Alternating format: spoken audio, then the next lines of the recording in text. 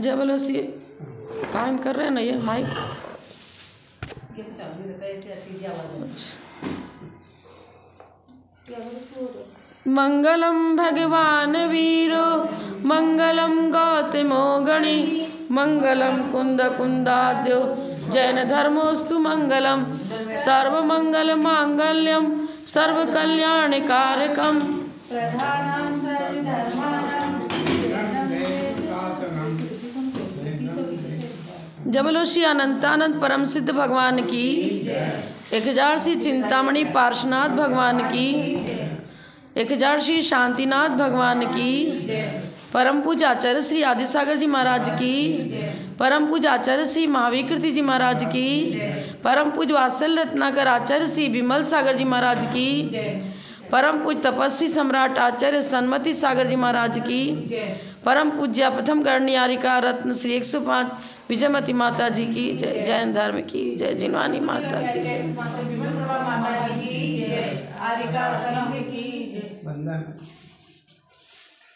चटाई उठाना उधर से काली वाली लाओ पढ़ो बाहर करना अब समझ नहीं का तो नहीं बैठ हाँ तो यहीं बैठो ना तुम इधर श्रावक बैठेंगे पीछे। हाँ बैठ जाओ। नहीं बैठ मत बैठो तुम्हारी इच्छा। बैठो। मंगलम भग मत आओ ना भाई कौन बना बुला रहा आपको। नमः श्री वर्धमानाय निर्धूत कलिलात्मने सालोकानां तिलोकानां यद विद्या दर्पणायते। श्रावक को तो बैठने को पीछे जगह उसमें क्या बुराई हो गई। सट के बैठने में कोई तकलीफ थोड़ी आती भाई। साधु साधु तो पास में बैठते ही हैं। उतनी दूर कहाँ बैठो चुका है। मेरे को कुछ भी याद नहीं हो। आप देखो 100 31 हो गया था 32 होगा।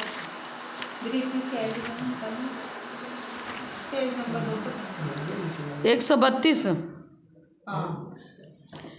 विद्या दर्शन शक्ति स्वास्थ्य प्रहलाद तृप्ति शुद्धि युज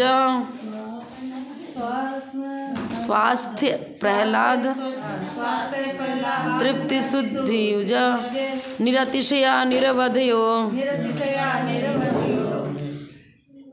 निःश्रेय समावसन्ति सुखम विद्या दर्शन शक्ति स्वास्थ्य प्रहलाद तृप्ति शुद्धि युज निरतिशया निरवधयो निःश्रेय समावसन्ति सुखम। अब मुक्त जीवों की विशेषता अर्थात जिनको रत्नत्रय की साधना से मोक्ष सुख मिल चुका है तो अब मुक्त जीव वहाँ क्या करते हैं। हमारा जो दैनिक चर्या है क्या इस तरह से उनकी भी वहाँ कुछ है क्या। नहीं। विद्या दर्शन शक्ति विद्या से केवल ज्ञान दर्शन से केवल दर्शन शक्ति से अनंत वीर्य लेंगे श्वास से अनंत सुख स्वस्वरूप में स्थिर होना। तो स्वस्वरूप में स्थिति ही अनंत सुख का प्रतीक है क्योंकि आत्मस्वरूप में डूबना क्या हुआ निराकुल अवस्था और निराकुलता ही सुख है। चडाला में बता अनंत सुख की प्राप्ति। प्रहलाद माने आनंद ही आनंद है वहाँ। तृप्त स्वस्वरूप आत्मिक गुणों में अवगाहन करते हैं उसमें तृप्त हैं। शुद्ध युजा और शुद्ध मतलब वहाँ किट्ट काल में बिल्कुल ही नहीं है। निरतिशया अतिशय निरतिशया निरधिवध्यो अब यहाँ काल की मर्यादा से रहित ले रहे हैं निरवध्यो से और निरतिशया से अतिशय आदि गुणों की हीनाधिकता से रहित। अब जैसे कि अतिशय किसे कहते हैं पुण्य के प्रभाव से जो विशेष कार्य होते हैं जैसे गर्भ कल्याणक में अब अपने आप ही सौधर्मिंद का आसन कम पायमान हो गया इधर सबको सारे भवनवासी व्यंतर ज्योतिष की अपने आप सूचना मिल गई रत्न वृष्टि होने लगी। तो तीर्थंकर प्रकृति के पुण्य प्रभाव से चक्रवर्ती के यहाँ अपना चक्ररत्न पैदा हो जाता है। तो जो लौकिक सुख है ना उसकी चीज़ को उस पॉइंट को लेते हुए यहाँ अतिशय शब्द का प्रयोग किया गया। अतिशयकारी पुण्य का कार्य है अतिशय सुख। तो उसमें हीनाधिकता होगी। जब तक पुण्य है तब तक वो काम करेगा, और नहीं तो फिर नहीं। अब चक्रवर्ती का पुण्य तो बहुत था, लेकिन क्या चक्रवर्ती था ना, कुष्ठ रोग हो गया उसको, सनत कुमार चक्रवर्ती को। अब हीनता आ गई ना, पाप का फल प्रबल हो गया, तो उनका रूप लावण्य जैसा कि पहले था, कुष्ठ रोग होने के बाद वैसा नहीं रहा, तो हीनता आ गई ना। अब पुण्य जब तक है तब तक उतने समय तक ही उसको लौकिक सुख प्राप्त होता है। पुण्य क्षीण होने के बाद तब यहाँ निरवधि हो। जैसे पुण्य के अनुसार सीमित काल तक की सुख की प्राप्ति होती है, वैसा सिद्ध अवस्था में नहीं है। अनादि अनंत काल तक वो आत्मिक सुख का अनुभव करते हैं। निःश्रेयस मोक्ष के सुख को भी प्राप्त कर लेते हैं और उस आनंद आत्मिक सुख में ही निवास करते हैं। आप हम तो बाह्य दृष्टि से देखेंगे, मतलब लौकिक सुख की अपेक्षा देखो तो अलग चीज़ है, बाहर है। हाँ, मतलब यहाँ ये बता रहे हैं कि आप चक्रवर्ती का एक महल है, एक अर्धचक्रवर्ती का महल है, एक तीर्थंकरों के महल का निर्माण कुबेर करता है, तो उसमें वो निवास करते हैं। अब वहाँ पर उनके निवास स्थान का कोई निर्माण होता है क्या? सिद्धों के सिद्ध शिला है, सिद्ध शिला को भी वो मतलब वो तो अमूर्तिक है, सिद्ध आत्मस्वरूप। कोई वहाँ उनका आवास व्यवहार की भूमिका में भले ही कह दो, लेकिन निश्चय से तो अपने में ही समाहित है और उनका निवास स्थान भी निज आत्मद्रव्य ही है। आत्म क्षेत्र, आत्मद्रव्य, स्वद्रव्य, स्वक्षेत्र, स्वकाल, स्वभाव, यही उनका निवास हो गया। यहीं पर व्यवहार से कहेंगे सिद्ध शिला लोक के अग्रभाग पर विराजमान है।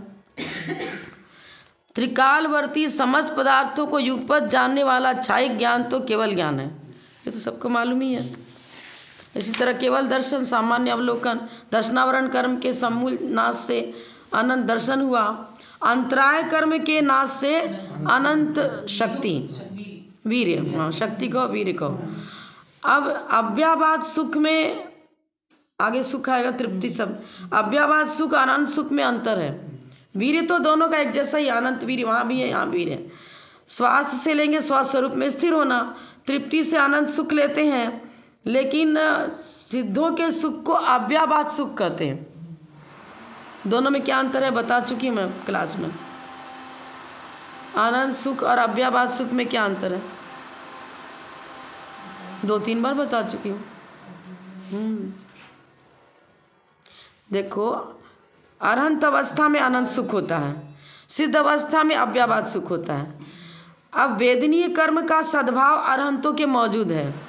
वेदनीय कर्म इंद्रियजन सुख दुख को देता है, यद्यपि इंद्रियजन सुख दुख का अनुभव अरहंत अवस्था में है नहीं, अतीन्द्रिय सुख का अनुभव, लेकिन वो वेदनीय कर्म सत्ता में बैठा हुआ है। सर्प कमरे में बैठा तो है, डस नहीं रहा है। एक कोने में कक्ष में एक सर्प बैठा है, अस्तित्व तो मानना पड़ेगा, भले काटने का काम नहीं कर रहा है। तो इसी तरह से वेदनीय कर्म की सत्ता अरहंत अवस्था में मौजूद है। वो अनुभूति की अपेक्षा से तो दोनों की अनुभूति एक जैसी है, लेकिन निमित्त बाधक सामग्री बैठी है। अव्याबाद सुख माने बाधा, अतीन्द्रिय सुख का अनुभव करने में जो बाधक सामग्री थी वो रही नहीं है, वो सिद्ध अवस्था में नहीं है, लेकिन अरहंत अवस्था में है।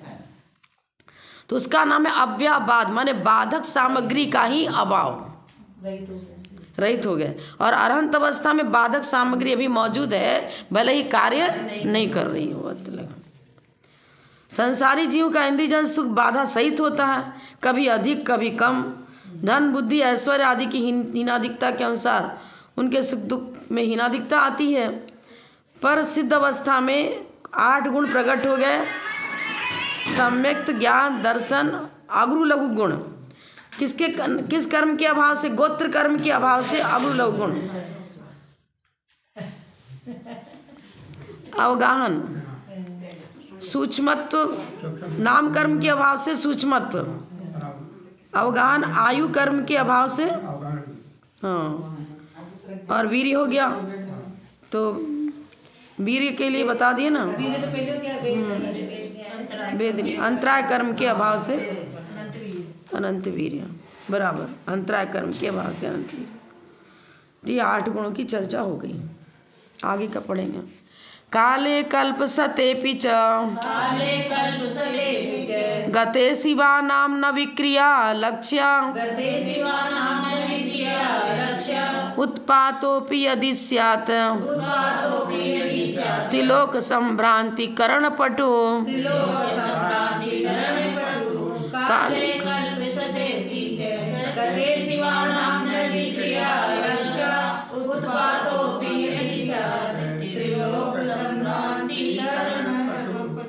मुक्त जीवों की और भी क्या विशेषता है?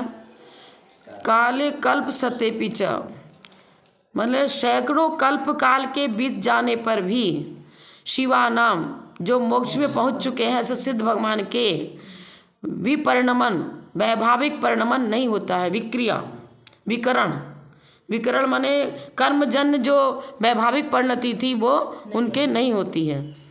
और 3 लोक को संभ्रांत करने में समर्थ ऐसा भी कोई कारण उपस्थित हो जाए, भूमिका उपस्थित हो जाए, तो भी उनको वो उस पर उनका दुष्प्रभाव नहीं पड़ता है।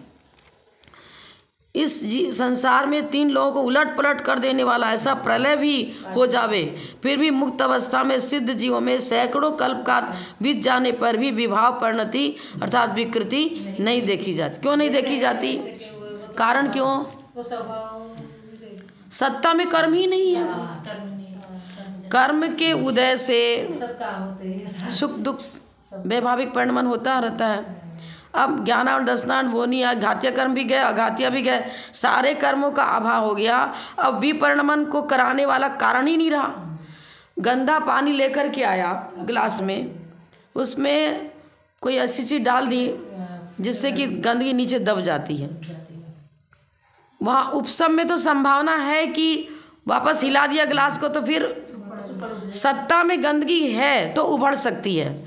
लेकिन आपने क्या किया? शुद्ध जल को दूसरे गिलास में पलट लिया और कचरा बिल्कुल सर्वथा हटा दिया। अब कितना भी हिलाओ, जब उसमें विकृति है ही नहीं तो गिलास में गंदगी भी कहाँ से आएगी? स्वच्छ जल है पूरा का पूरा, कचरा जरा भी नहीं है, और गिलास को कितना भी हिलाओ तो पानी तो शुद्ध का शुद्ध ही रहेगा ना। लेकिन अंदर में गंदगी है तो हिलाएगा तो होगा। अब सिद्ध अवस्था में 8 कर्मों का आत्यंतिक उच्छेद हो गया, विकृति को जन्म देने वाले कारण का ही सर्वथा अभाव हो गया, इसलिए अभी परिणमन नहीं होता है। स्वाभाविक परिणमन तो होगा क्योंकि उत्पाद व ध्रुव युक्तम सत का लक्षण ही है। अब वहाँ उत्पाद व मैंने स्वस्वरूप में ही परिणमन हो रहा है। अब स्वस्वरूप में परिणमन कैसे हो रहा है? ज्ञेय पदार्थ की अपेक्षा भी बन सकता है।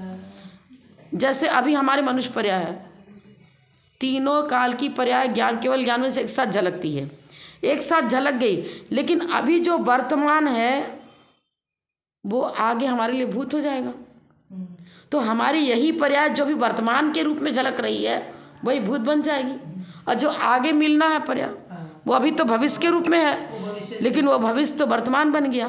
तो ज्ञेय पदार्थों में चूंकि परिणमन हो रहा है तो उस ज्ञेय के निमित्त से ज्ञान में भी परिणमन मानना पड़ेगा।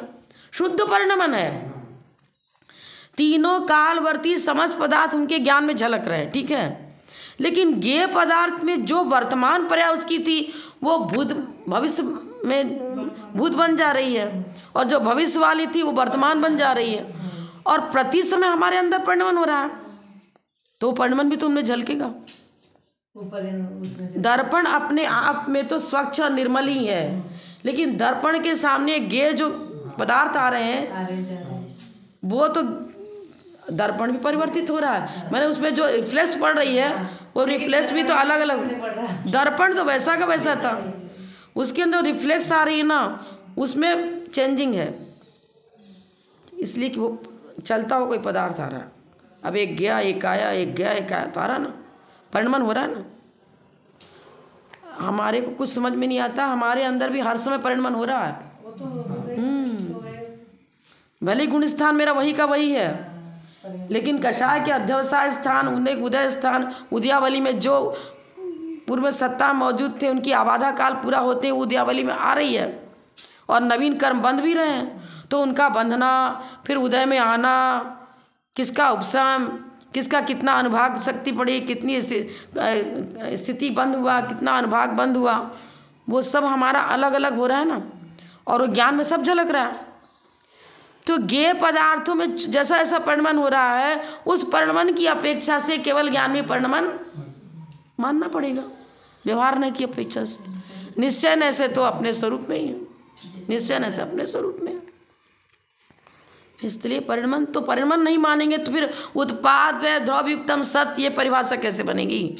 फिर गुण पर्यवत द्रव्यम, अचेतन के मतलब बिल्कुल ही जब जीव है उसका तो वो तो रहेगा ही। जानना देखना कार्य है, उसकी जो अर्थ क्रिया है, अगुण लघु गुण के निमित्त से जो षड्गुण हानि वृद्धि रूप शुद्ध ज्ञान का परिणमन होता है, वो तो परिणमन रहेगा ही रहेगा। इसलिए अब काल अवसर्पणी उत्सर्पणी ये काल होते हैं, कल्प काल के व्यतीत हो जाने पर लिख रहे हैं ना। अब कल्प काल किसे कहते हैं? व्यवहार काल की एक पर्याय कल्प काल है। 20 कोड़ा कोड़ी सागर प्रमाण बता रहे हैं इसका काल। एक कल्प काल में कितना बजेगा? 20 कोड़ा कोड़ी सागर का एक कल्प काल होता है। 20 कोड़ा कोड़ी सागर का एक कल्प काल होता है। 10 कोड़ा कोड़ी सागर का उत्सर्पणी और 10 कोड़ा कोड़ी सागर का अवसर्पणी। अब यह उत्सर्पणी अवसर्पणी काल हो गया। इन दोनों के समूह को मिला करके एक कल्प काल होता है। अब अवसर्पणी काल में बल, आयु, ऊंचाई, ज्ञान आदि सब हीन होते चले जाते हैं। जब जैन आगम बता रहा है कि बल भी हीन होता है, ज्ञान भी हीन होता है, आयु भी कम कम होती चली जाती है, अवगाहना भी कम कम होती चली जाती है, इस सिद्धांत को फेल करने का प्रयास जो करते हैं और कहते हैं कि चतुर्थकालीन जैसा ही तपस्या हो तो हम उनको भावलिंगी मानेंगे, और चतुर्थकालीन तपस्या नहीं है तो उन्हें भावलिंगी नहीं मानेंगे। और सर्वज्ञ भगवान की वाणी कह रही है कि अवसर्पणी काल में हीन होता चला जाएगा। तो भगवान की वाणी पर जिसको आस्था है वो क्या कहेगा? वो तो काल के हिसाब से ही, काल के अनुसार ही हीन होगा। वो कभी ये नहीं कहेगा कि चतुर्थकालीन बल रहो, चतुर्थकालीन तपस्या हो तो हम उनको भाव लेंगे। भावों का संबंध परिणामों से है, परिणामों से मतलब मोहिनी कर्म का जो दुष्प्रभाव है उसमें जो हीनाधिकता हो रही है उसके अनुसार हम परिणाम को लेंगे। आयु हमारे परिणाम को बिगाड़ता नहीं है। बल जो है ना, वो आचार्य बता रहे हैं कि उत्कृष्ट सहनन वाले 1000 वर्ष तक तपस्या करें और हीन सहनन वाले एक वर्ष तक तपस्या करें, दोनों की संबर और निजरा एक जैसी हो रही। बताओ, यथाशक्ति तप, यथाशक्ति सब कुछ छोड़ा कारण भावना में बताया गया। अब यथाशक्ति तप कर रहा है। एक उदाहरण से आप समझ लो। एक दिन मैंने प्रवचन बताया भी था कि कहीं पर एक मंदिर का निर्माण हो रहा था, उसमें रानी भी बैठी थी। उस गांव मतलब नगर के जो क्या, पहले तो राजा रानी, अभी तो प्रजातंत्र राज हो गया, ठीक है, उसको ही बुलाया गया था। उसने 1 करोड़ असरफियाँ सोने की दान में दे दी, लिखवा दिया। एक किसान बेचारा खेतीबाड़ी करके आया था, खड़ा था, तो उसने सोचा कि चलो आज हम भूखे भी रह जाएंगे तो कोई बात नहीं है, इस मंदिर निर्माण में मेरा राशि जरूर लगनी चाहिए। तो खेती-बाड़ी करके आया किसान, मतलब वो उसका ज़मीन नहीं था, वो तो काम करता था, वर्कर्स था, मजदूरी करके आया और जितने पैसे उसके जेब में थे 1000-2000 जो भी था सब पूरा मंदिर के लिए दे दिया। रानी की दृष्टि थी उसके ऊपर। अब उसका सबसे नीचे नाम था। जब पूरा लिस्ट उसके सामने आया, रानी के सामने, उसने अपना नाम काट करके सबसे नीचे कर दिया और उसका नाम सबसे ऊपर कर दिया। क्यों भाई? पैसा तो कम था, पैसा तो कम था। इस रानी ने क्या बताया, उन लोग पूछा कि ऐसा क्यों किया आपने? अरे मेरे पास अरबों खरबों की संपत्ति है, मैंने दशमांश भी नहीं दिया और इसने सर्वांश दे दिया, बचाया कुछ भी नहीं अपने लिए। मैंने जितना कमाया पूरा का पूरा दे दिया और मेरी कमाई जो है उसका मैंने दशमांश भी नहीं दिया है, तो मेरा नाम ही तो सबसे नीचे आएगा। जिसने सर्वस्व दे दिया उसका सबसे ऊपर आएगा।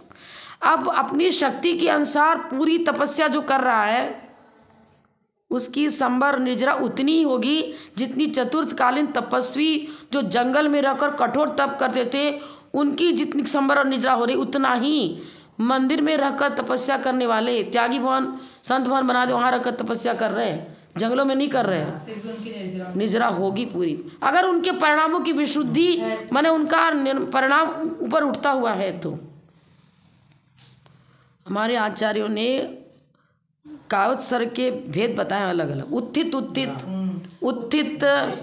फिर उत्थित निविष्ट निविष्ट उत्थित निविष्ट निविष्ट करके ऐसे बताया है। हाँ, तो अब उत्थित उत्थित माने परिणाम शरीर से भी खड़ा है, और परिणामों से भी खड़ा है। शरीर से खड़े होकर ध्यान कर रहे हैं और परिणामों से भी खड़े हैं, उत्थित उत्थित हो गया।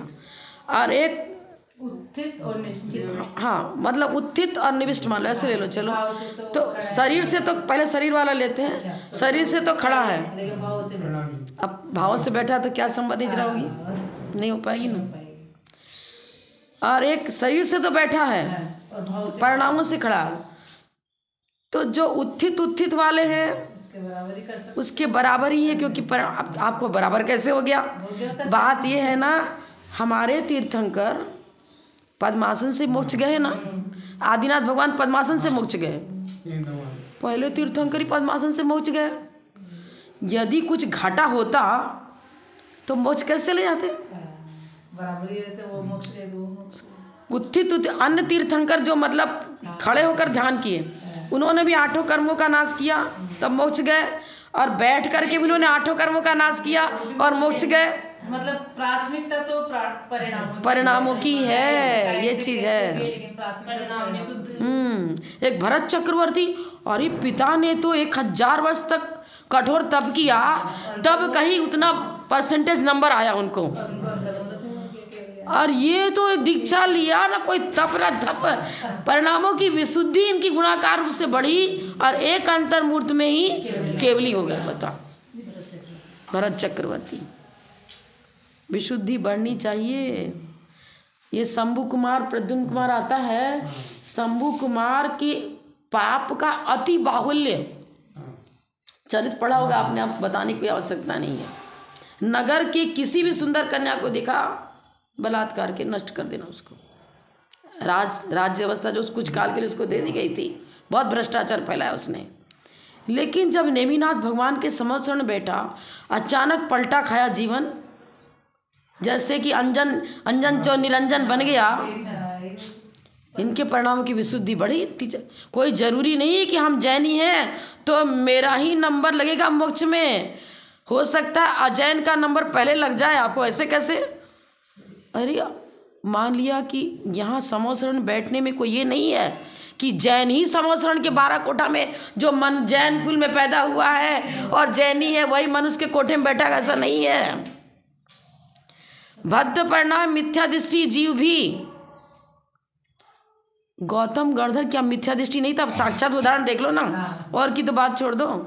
मिथ्या दृष्टि तो था, विधर्मी था, जैनियों से पूरा चिढ़ता था, द्वेष रखता था, उसका अलग ही आमनाय था बिल्कुल।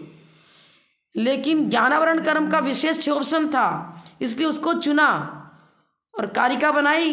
त्रैकालम दव सटका नौपद सजम जीव चटका लेसिया, ये वाला जो लाइन का अर्थ वो नहीं बता पाया। अरे तू क्या जानेगा छोटा सा बच्चा, तेरे गुरु कौन है, मैं वहीं जाकर चर्चा करूंगा इसकी। ये नहीं पता कि मुझे आ नहीं रहा इसका अर्थ।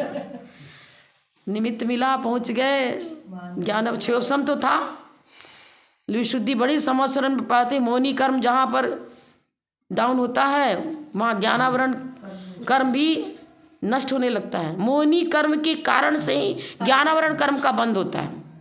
ज्ञानावरण कर्म का बंद ज्ञानावरण से नहीं होता। तत्प्रदोष निर्णय मात्स्य अंतरा असात्मोपघाता ज्ञान दसना वरण्यो लिखा ना। किसी के ऊपर झूठा दोषारोपण लगाया, क्यों लगाया? कषाय वसना। निर्णय, किसी के गुण है लेकिन उसको छिपा दिया, अपने गुरु का ही नाम छिपा दिया। अरे मेरे गुरु तो प्रख्यात नहीं है, जो प्रख्यात है हम तो उनका नाम लेंगे। अब क्या हुआ? ये सब कषाय कार्य करती हैं। कषाय ही रंग डालती है। कषायानुरंजित योग प्रवृत्ति लेश्या, रंग यही डालती है। हमारे चित्त भूमि को रंगीन बनाने वाली कषाय है योग के माध्यम से। गंदला ये ज्ञानावरण हो, दर्शनावरण हो, वेदनी हो, अंतरा हो, सब में तो मेन स्विच का काम कषाय करती है। अब जितनी कषाय जिसकी मंदतम है, तो लेश्या की विशुद्धि रही। लेश्या की विशुद्धि से वो मिथ्या दृष्टि भी संवत्सरण में पहुंच गया। और पहुंचते ही आप देखना जैनी तो क्या कहते हैं, अरे ये महाराज जी ने हमको नमोकार मंत्र दिया था जप करने को। अरे नमोकार मंत्र तो चूहा बिल्ली भी मेरे गांव के घर के जानते हैं, क्या करना, कुछ तो नहीं दिया। लेकिन एक अजैन था, वो पहुंच गया संत के पास, महाराज आप बड़े तपस्वी, मुझे कुछ दो। ग्वाले का है ना, वो नमोकार मंत्र नमो हरियंताणम बोल के आकाश में महाराज जी चले गए थे। वो अरे आप मेरे को महाराज यही तो मंत्र दिया है, नमो हरियंताणम। इतनी गहरी श्रद्धा हो गई, खाते पीते उठते बैठते सोते जागते नमो हरियंताणम नमो सिद्धार्थ। शेर जी ने कहा पानी लाओ, नमो हरियंताणम। खेत में जाओ, नमो हरियंताणम। और वही बोल रहा है वो, इतनी गहरी श्रद्धा, वो मरकर सेठ सुदर्शन बन गया। ले उसी भाव से मोक्ष चला गया। कोई जरूरी नहीं है, जैनी भी नरक जा सकते हैं और अजैन भी 16वें सर्ग में जा सकता है, कहीं भी जा सकता है। परिणामों की विशुद्धि जैन कुल को प्राप्त कर, जैन फिलॉसफी को हमने देखा समझा और उसके अनुसार अपनी चर्या बनाएंगे, अपना खान पान रहन सहन वेशभूषा सब सात्विक बनाएंगे, तब तो भाव निक्षेप से हम जैन हैं। भाव निक्षेप से, अरे नाम निक्षेप से, नाम निक्षेप से आप जैन हो। यदि चर्या सही नहीं है तो नाम निक्षेप से किसी का नाम महावीर रख दिया तो क्या पूज्य हो गया? क्या पूज्यता तो गुणों से आएगी। गुण ही सर्वत्र पूज्यन्ते, गुणों के द्वारा ही पूजा होती है। अब समझो आप, काल मेरे को कोई हानि नहीं पहुंचाता। आज भी एक से एक तपस्वी साधु इस पृथ्वी पर मौजूद हैं। प्रसन्न सागर जी को देख लो, कठोर से कठोर तप कर रहे हैं। आचार्य विद्यासागर जी हो, आचार्य सुनील सागर जी हो, महावीर जी महाराज जी थे, सांचा महाराज, सब इसी युग के तो हैं। ठीक है, इतना जरूर है कि लौकिक सुख में अंतर आएगा। कितना भी कठोर तप करे, सहनन जैसा होगा, उसके अनुसार से उस स्वर्ग की मर्यादा बनी हुई है। असंप्राप्ता श्रीपाटिका सहनन वाले का लिमिटेड है कि शायद 8वें स्वर्ग तक, क्या ध्यान नहीं मुझे कि कौन से कितने स्वर्ग तक जाता है, अब भूल गई मैं। तो वो असंप्राप्ता श्रीपाटिका सहनन वाला 5वें स्वर्ग तक, फिर उसके बाद कीलक सनन वाला, अर्धनारा सनन वाला 16वें स्वर्ग तक। जो कि अर्धनारा सनन था सीता महारानी का जो स्वर्ग में गई, तो हाँ अर्धनारा सनन वाला। अब उत्तम सनन वाला ही ग्रैवेक आदि में उत्पन्न होगा। ठीक है, स्वर्ग में नहीं गए तो क्या हुआ? क्या सौधर्म स्वर्ग से आकर के यहाँ जन्म लेकर मोक्ष नहीं जाते क्या? आप जो 24 तीर्थंकरों का पूजा पढ़ते हो, कोई किसी स्वर्ग से आया, सभी के सभी सर्वार सिद्धि से थोड़ी आए हैं। सबके सब सर्वार सिद्धि से नहीं आए हैं। कोई ब्रह्म स्वर्ग से आया, कोई कहीं से आया, कोई कहीं से आया। तो वो लौकिक सुख में अंतर पड़ेगा, क्योंकि सहनन के अनुसार स्वर्ग में उत्पत्ति बताई है। लेकिन परिणामों की विशुद्धि के अनुसार ही हम ये चर्चा करेंगे कि अवसर्पणी काल मोक्ष मार्ग को रोकता है, जरूर रोकता है क्योंकि हीन सनन है। लेकिन अवसर्पणी काल में भी आप जब चतुर्थ काल आएगा, है तो अवसर्पणी, चतुर्थ काल का नाम क्या रहेगा? दुखमा सुखमा, यही ना, ये तो हमारा दुखमा है, पंचम काल दुखमा सुखमा। उस सर्पणी का दुखमा सुखमा काल हो या असर्पणी का दुखमा सुखमा काल हो, दोनों में ही मोक्ष द्वार बंद नहीं है, खुला है। चाहे असर्पणी का हो चाहे उत्सर्पणी का हो, दोनों में ही है चतुर्थ काल। हाँ, क्यों? इसी काल में उत्तम सनन वाले, जिनको कि मोक्ष जा सकते हैं, वज्र विषम नाराज सनन वाले, इसमें उत्पन्न होते हैं। अब रही बात, उत्तम सनन भी होना चाहिए, उनकी विशुद्धि भी वैसी होनी चाहिए। मतलब द्रव्य क्षेत्र काल भाव सबकी अनुकूलता हमें चतुर्थ काल में प्राप्त होती है। और सर्पणी की अपेक्षा चतुर्थ, उस सर्पणी की अपेक्षा आ जाएगा दुखमा दुखमा, फिर दुखमा तीसरा आ जाएगा। उत्सर्पणी की अपेक्षा तीसरा और अवसर्पणी की अपेक्षा चौथा। तो दुखमा सुखमा काल में द्रव्य क्षेत्र काल भाव मोक्ष के योग्य जो सामग्री चाहिए वो सब की सब प्राप्त होती है। इसीलिए कहते हैं कि इसमें मोक्ष जा सकते हैं। और विदेह क्षेत्र में तो हमेशा एक जैसा ही काल बना रहता है। कौन सा बना रहेगा? दुखमा सुखमा चौथा। जैसे यहाँ चौथा काल का है, हम चौथा तीसरा से जल्दी नहीं क्लियर कर पाएंगे। काल का नाम होना चाहिए दुखमा सुखमा। सुखमा सुखमा में तो उत्तम भोगभूमि है, सुखमा में मध्यम भोगभूमि है, सुखमा सुखमा के बाद सुखमा, फिर सुखमा दुखमा जघन्य भोगभूमि। भूमि से मुक्त जा ही नहीं सकते। मतलब छठे काल का काल कितना होगा? 2 बार बन जाएगा ना। 2 बार बनेगा तो 42 होगा ना। हाँ, उत्सर्पणी की अपेक्षा भी फिर वापस छठा चाल ये अभी आएगा, दुखमा दुखमा आएगा ना। उसके बाद फिर दुखमा दुखमा आएगा, 2 बार दुखमा दुखमा, क्योंकि उत्सर्पणी का प्रारंभ दुखमा दुखमा से होता है और इसका लास्ट दुखमा दुखमा से। लास्ट हो गया, इसका तो डबल हो गया ना। हाँ, डबल हो गया। 42 इसलिए ध्यान रखो, उसमें जन्म यदि यहाँ आर ध्यान पूर्वक पंचेंद्रिय विषयानुराग की तीव्रता यदि रही, धन के प्रति, परिवार के प्रति, संपत्ति के प्रति कोई ज़्यादा राग रह गया और उस समय आयु बंद हो गया, कुछ पता नहीं है कि मतलब हम ये नहीं कर सकते कि चले ही जाएंगे, बाय चांस जाने की पूरी संभावना तो है ना। क्योंकि पाप परिणाम से यदि आर्त रौद्र ध्यान पूर्वक यदि मरण हो रहा है तो संभव है कि वो दुखमा पैदा हो जाए। और फिर दुखमा भोजन नहीं मिलेगा।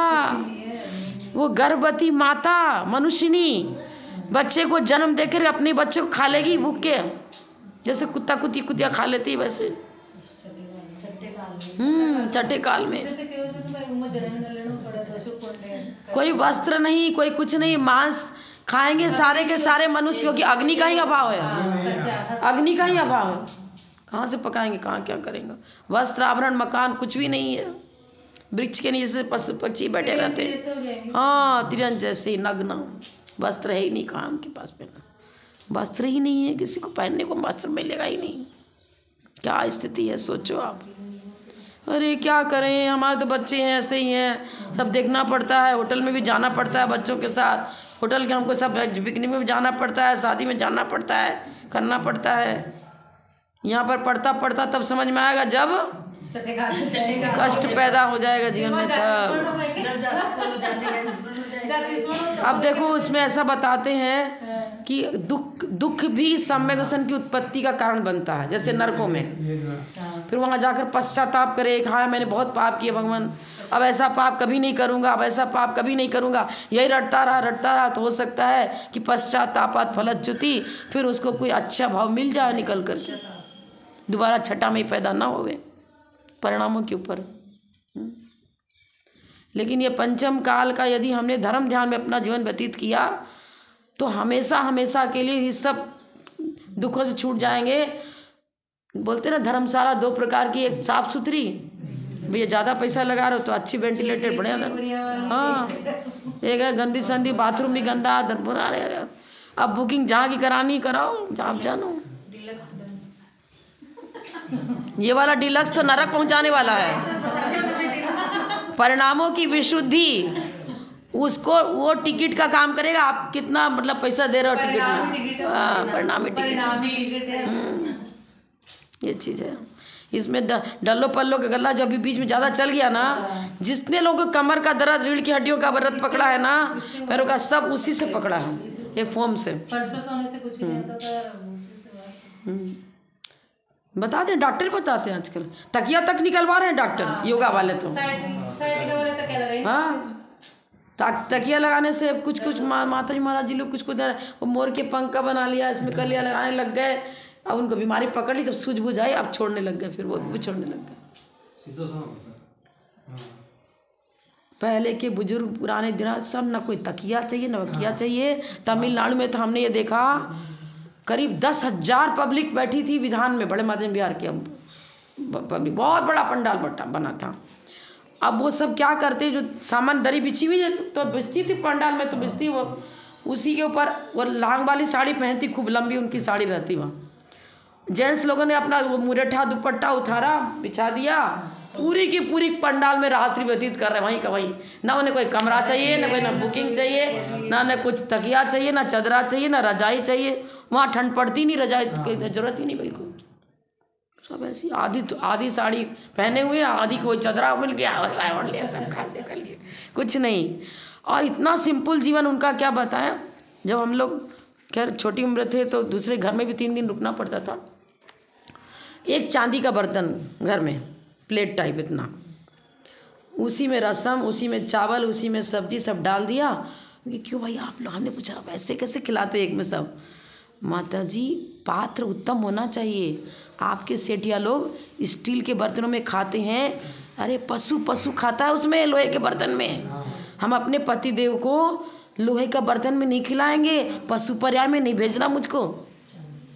क्या जवाब है उनका, सुनो क्या जवाब उनका कमाल का।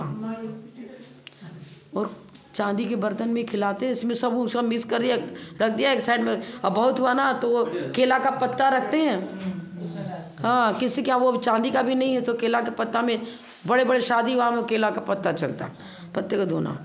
लोहे का बर्तन में अपने जो हमारे पुत्र हैं, हमारे पति देव हैं, इनको हम भोजन नहीं कराते हैं, बताओ। और 3rd क्लास का लोहा, जिसको कि अच्छा वाला लोहे निकाल लिया, जिससे कढ़ाई बनाई, तवा बनाया या कोई विशेष आइटम बनाया, मशीनों में यूज किया।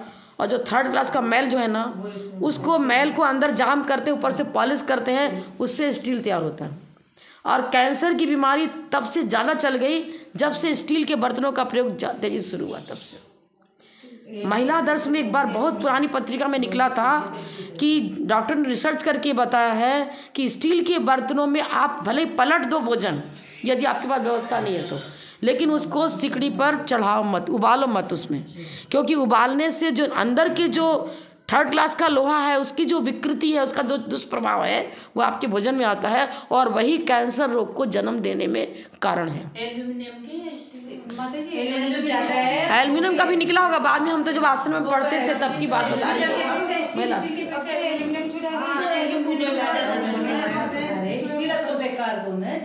स्टील भी तो लोहा ही है ना, और वही 3rd क्लास का लोहा। बेल एल्युमिनियम के लिए हम ना थोड़ी बोल रहे कि एल्युमिनियम नहीं करता है। कोई ज़रूरी है कि दोनों, एक ये करेगा तो वो नहीं, दोनों भी कैंसर पैदा कर सकते, कोई ज़रूरी थोड़ी कि नहीं। लेकिन उसका तो रिसर्च करके डॉक्टर ने, बहुत पुराना, हम आश्रम में पढ़ते थे तब की बात करा। उसके बाद तुम्हारे मतलब विद्यार्थी जीवन 8वीं 9वीं 10वीं क्लास में पढ़ते हैं, तब की महिला चला ही नहीं था, तो हम उस समय की बात कर रहे हैं। तो फिर हम लोग कई घरों में ऐसा हो गया कि पकाते थे, पहले घर घर में पीतल के डेगची, पीतल का ये सब मिलता था पूरा, उसमें पकाते थे, पलट देते थे। इसमें कोई खट्टी वट्टी चीज़ें तो खराब हो जाती है ना पीतल में, स्टील पलट देते थे, लेकिन उसको चढ़ाते नहीं। अब क्या हो रहा है, अब साधु ही तो स्टील के ही तो खड़े हैं सब, गैस पे चूल्हे पर चढ़ रहे हैं, सब खा रहे, हम लोग ही ले रहा, क्या करें। जैसा युग, हम तो साधु हैं, आप जैसा खिलाते जिसमें पका खिलाओ, हम उसी का खा लेंगे। 2-3 बार इनको मंगा करके भी दिया, अरे आलसी है, कौन उसको साफ करे, काला हो जाता है, ऐसा हो जाता है, सब पड़ा किनारे पड़ा रहा, फिर हटा दिया संग से, हमसे नहीं होता, नहीं करो, क्या करना। लेकिन जितना अधिक प्रमाद बढ़ता चला जा रहा है, उतना ही अधिक रोग भी बढ़ता चला जा रहा है। चक्की चलाया हाथ से, पूरा एक योगा एक्सरसाइज, अलग से योगा एक्सरसाइज करने की आवश्यकता नहीं, पानी खींचा, पूरा एक्सरसाइज, बीमार पड़ते ही नहीं थे। और हाथ का घी, हाथ का दूध सब खाते थे, मक्खन कोड़ा भर के खाते थे, आंखों की रोशनी, 100 वर्ष की उम्र में भी कोई चश्मा वश्मा कुछ भी नहीं। क्या संस्कृति नष्ट हुई, धर्म नष्ट हुआ, और बढ़ा क्या, रोग, शोक, आदि, व्याधि, दुख, दर्द, कलह, अशांति, इसकी वृद्धि हुई। क्यों हुआ, प्रमाद, आलस्य। अब तो नौकर ही खाना बना रहे, बड़े बड़े हाई फाई जिनका जीवन है, तो महिलाएं कह, अरे हम खाना, हमारी बेटी आपके घर तब दूंगी, शादी करके खाना नहीं बनाएगी, झाड़ू बारी नहीं करेगी, कपड़ा नहीं धोगी, सब फर्नीचर सब सही होना चाहिए, तब हम बेटी को देंगे। मतलब लाड़ प्यार में पड़ी बेटी है ना, वो लाड़ प्यार भविष्य को किस गड्ढे में डाल देगा, कुछ ठिकाना। जब तक भुज्यमान आयु है, पूर्वकृत पुण्य है, तब तक ये लाड़ प्यार आपकी आनंद और सुख की भूमिका दे रहा है। और कब क्या हो जाए, हो सकता है भुज्यमान आयु के रहते ही बिगड़ जाए, नहीं तो परलोक तो बिगड़ा ही है। जिसका ऐशो आराम में जीवन जा रहा है, परलोक तो बिगड़ा ही है पक्का, समझ लो। ये मोक्ष सुख की प्राप्ति के लिए रत्नत्रय की चर्चा कर रहे हैं। रत्नत्रय की साधना जहाँ है वहाँ प्रमाद नहीं रहेगा, क्योंकि प्रमत्त युगात प्राण प्रबलम हिंसा। जहाँ हिंसा को प्रश्रय मिल रहा, हिंसा भी हो और मोक्ष सुख भी मिल जाए, बनेगा क्या। छठे गुण स्थान में भी प्रमाद बता रहे हैं। गृहस्थ जीवन की बात तो छोड़ दो, संजोन कसाय पूर्वक है, लेकिन है तो सही। वो भी जब नष्ट होगा तब कहीं श्रेणी आरण करेंगे, जब केवल ज्ञान की प्राप्ति हो सकेगी। दृष्टि लौकिक शरीर सुख के प्रति है। शरीर सुखिया हम हो या आप हो, मैं नहीं कह सकती, मैं भी छूटी हुई। अपने को भी सर्दी गर्मी का अनुभव होता है, इंद्रिय सुख का अनुभव होता है। उसके प्रति राग और विकर्षण दोनों राग चलता ही है। कंकड़ी पतली भूमि मिल गए, आज कैसा रास्ता तुमने देखा था, खाली कंकड़ ही कंकड़ थे। आज ठीक है, कषाय में चेंजिंग, मतलब एक अप्रत्याख्यान कषाय, एक प्रत्याख्यान, एक संजन है, लेकिन क्षोभ तो होता ही है, होता ही है। रोग सन पीड़ा भी अनुभव में आती है, लेकिन जब तक ये चीज़ चल रही है तब तक श्रेणी आरोहण नहीं हो सकता। मोक्ष सुख की प्राप्ति, ये श्लोक क्या बता रहा है, मोक्ष सुख की चर्चा कर रहा है, मुक्त जीवों की विशेषता बता रहे हैं। कम से कम 24 घंटे में एक बार पश्चाताप तो कर लें कि जो ये मेरे अंदर में लौकिक सुख के प्रति जो आकांक्षाएं जग रही हैं, हे भगवान ये आकांक्षाएं मिटनी चाहिए और अतीन्द्रिय आत्म सुख के ऊपर मेरा मन जाए। कभी भी हम लोग तो कभी भी शुद्धि कर चाहे कुछ भी कर, हे भगवान कब ऐसा जन आएगा जब इस शरीर से छूटेगा। सोचते तो कई बार, जहाँ एकांत बैठे कोई नहीं रहा, वही दिमाग में चलता है कि रे क्या मेरा जीवन है, बिल्कुल हम तो कुछ भी तपस्या नहीं कर पा रहे। कब ऐसा उत्कृष्ट शरीर मिले, सनन मिले, कठोर तपस कर सकें, शरीर से मोह छूटे, भोजन आहार संज्ञा भय संज्ञा मैथुन संज्ञा, चारों संज्ञाओं से छुटकारा मिले। लेकिन चिंतन यदि मेरा पॉजिटिव है तो आचार्य बोलते हैं सम्यक दर्शन से भ्रष्ट नहीं है वो, क्योंकि विचार श्रद्धा उसकी सही है, मोक्ष मार्ग के अनुसार ही चिंतन विचारधारा चल रही है। अब कोरा विचारधारा भी नहीं, यथाशक्ति कर भी रहा, ये भी नहीं खाली कोरा कर दिया। तो एक कहानी है ना, वो घड़ा फोड़ता गया, महाराज ने कहा था कि मिच्छा में दुक्कड़म बोल दो तुम्हारे पाप हट जाते हैं। तो रोड से ऐसे रास्ते से निकल रहा था वो व्यक्ति, कुम्हार ने घड़ा सुखा रखा था, डंडा उसके हाथ में था, एक एक घड़ा फोड़ता गया, मिच्छा में दुक्कड़म। मिच्छा, कुम्हार ने कहा रे क्या कर रहा है तू, मैं तो मिच्छा में दुक्कड़म बोल दिया, मेरे को पाप लगेगा ही नहीं। तो उसने क्या किया, वो भी डंडा लिए था, जोर से लगाया मिच्छा में दुक्कड़म, अरे मेरा तो मारने का पाप लगेगा ही नहीं, मैं तो मिच्छा में दुक्कड़म बोल दिया। समझ में आया। मनस्य अन्यत वचस्य अन्यत कर्मण्य अन्यत दुरात्मनाम, सर्वथा अन्यत भी नहीं होना। ठीक है, हमको हीन सहनन है, हम उस उत्कृष्ट तप को नहीं कर पा रहे हैं, पर भावना ये रख रहे कि कब वो सामग्री मुझे मिलेगी जो हम तपस्रण भी उत्कृष्ट कर सकें। ये चीज़ें, गरीबी है तो सोना चांदी नहीं खरीद पा रहे हैं, ठीक है, लेकिन अपने दरिद्रता के प्रति हे भगवान मैंने पहले बहुत पाप किया, इसलिए मैं दरिद्र कुल में जन्म हुआ, अब मैं ऐसा पुण्य करूँगा जिससे लौकिक सुख की चाह नहीं, उससे भी अच्छा अतीन्द्रिय आत्म सुख को प्राप्त कर सकूँ। ये घास फूस के समान है लौकिक सुख। किसान खेती करता है चावल के लिए, गेहूं के लिए, लेकिन साथ में पुआल तो घास तो आएगा ही आएगा। सम्यक दृष्टि जीव ये नहीं सोचता कि मुझे लौकिक सुख मिले। मैं सौधर्मित इसलिए बना हूँ कि सौधर्मित एक भवावतारी होता है, मुझे भी एक भवावतारी होना है। ये नहीं कि भाई मैंने 5 लाख दिया है, देखा मैंने वहाँ सौधर्मित का बोली ली थी, कितने में 5 लाख मिली थी, 7 लाख मिली थी, 1 करोड़ मिली थी, सबको सुनाते फिर रहा, क्या मतलब। अहंकार ममकार का विषैला तत्व तो उगला नहीं, तो नकली सौधर्मिन कहलाओगे। असली सौधर्मिन तो वो क्या विचार कर रहा है, ये कब ये स्वर्ग का वैभव छूटे नहीं चाहिए।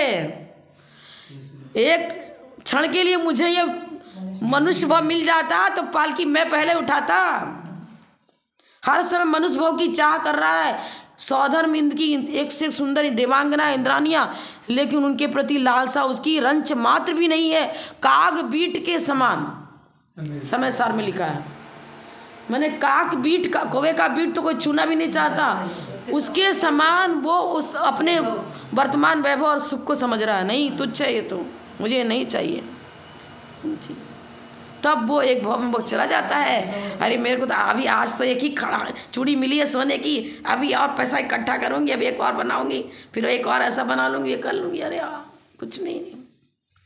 जब दीक्षार्थी को सजाते हैं ना तो खूब घर घर से लोग सोना चांदी बाहर सब उसको खूब पहना देते हैं, अपना अपना सब ला ला कर पहना देते हैं। और दो दीक्षार्थी तो मेरा तो कुछ है ही नहीं, उसके प्रति कोई लगाव नहीं है, उसको नहीं संभालता है कि देखो बहुत अच्छी चूड़ी पहनाई है मेरे को, तो अरे नहीं कुछ नहीं, अरे छोड़ने को क्या है। तो ऐसे ही वहाँ वैभव, स्वर्ग का वैभव जो मिला है, स्वर्ग के देवेंद्र जितने भी हैं जो सम्यक दृष्टि और सोचते हैं, अरे हाँ ये तो लौकिक सुख विषाक्त है, तात्कालिक है, भविष्य में तो हमारे लिए पाप बंध का कारण बनेगा, इसके राग कर दिया तो इसका राग भोग रहा है पर राग नहीं रखता उससे।